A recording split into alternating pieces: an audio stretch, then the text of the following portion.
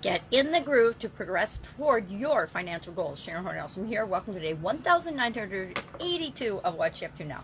Documenting the journey. Started out originally in about 2018, I think. Sharing every day in a video log, since I have some physical challenges and some actually vision challenges. I needed to find a way to keep track of what I was doing, what I was working on, what worked, what didn't work, and I'd been being encouraged by several of my mentors, coaches, and peers to start doing online live videos. And of course, like everybody else, when we first started out, I was petrified and scared to death to talk online, talk on the video, talk on videos, talk at all, right? Not talk at all. I'd been in corporate America for decades, and I'd had to give presentations and speeches, but that was different. It was just a very targeted, small audience. And online, you never know who's watching or who's listening or who's paying attention, and that's when we attract people that are the opposite of us. We attract haters, and when you're first starting out, haters are devastating. But over time, you realize that if you talk enough, if you show up enough, if you do the things that other people are afraid to do or just don't choose to do, they will hate on you and criticize, etc. I still have some of my favorite haters that hang on, and I'm like, thank you, yes, I do look like the Wicked Witch of the West, and I'm okay with that, in your opinion. So today, I created two pieces of content. The first was for this year's annual challenge, the Get Your Goals annual challenge. And we're focusing on financial health, financial goals, financial well-being this month. And, because how do we get our financial health and financial well-being? By having goals, right? At the end of each month, we're running through the 7-step goal process. I don't keep them enough fingers, that we identified during January. We went through a ton of different goal frameworks and looked at goals from different positions and different perspectives and came up with a 7-step process that we're owning this year, and we are practicing every month and installing in our subconscious so that from now on, moving forward, just like the SOAP framework, if you know me at all, you know I talk about this SOAP framework, a 4-step process to get anything that we want, and really it's to deal with any challenge or obstacle or setback that comes up in our life, which usually we want to get rid of those things, so that's part of anything that we want. So today we were talking about the 5th step in that process, which is to identify milestones and track our progress.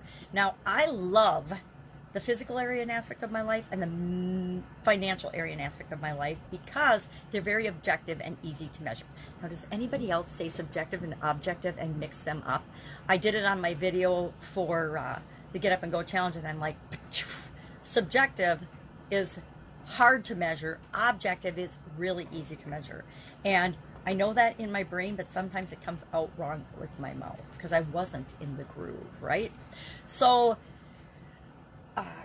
talked about how I identify and pick milestones, and then our action item today is to pick 4 to 6 milestones that you want to pay attention to and know that and then track progress to those. How do you know if you're achieving that milestone or moving toward that milestone even or not on your way, right? We don't want to get to the milestone, realize we missed it, and then have to run to catch up and adjust our actions and our thoughts and our feelings and beliefs and what we're doing to achieve that goal and objective.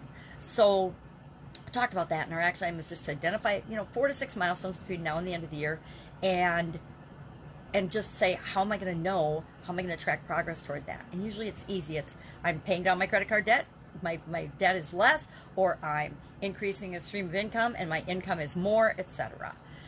So it's very objective and easy to measure. Our idiom today is in the groove. I like this idiom. It's fun. I realize that I'm old and I'm not very groovy. I've got no groovy clothes. I was looking for a groovy outfit or groovy clothes. I'm like, yeah, I got none. So this idiom comes from the 1930s, which is really fun, and from jazz. And it means that you're flowing, right? It's similar to smooth sailing. Things are going really, really well for you. And so we talked about that and how we can use that in our business. I don't know very many people that say, hey, we're in the groove. Usually it's, hey, we're going with the flow, we're flowing, we're jiving, we're creating synergy, all kinds of things like that. But whatever works for us, we need to know what people mean when they say, hey, I'm in the groove. I'm clicking on all 4 cylinders or 6 cylinders or 8 cylinders or 12 cylinders or 10. How many ever are in vehicles nowadays? Supercars and things like that. So working on a big project, a big family project, trying to help out with that. If I can help you in any way, just ask.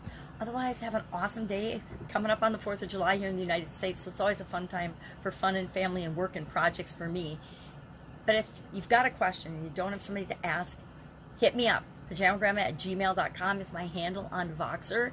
And if you don't know what Voxer is, it's a great tool that I use in my businesses, primarily because I am visually challenged, and it helps me to respond more quickly and easily to the people I'm here to serve than other means like texting and things. All right, have an awesome day, and I'll, of course, be with you tomorrow. Bye.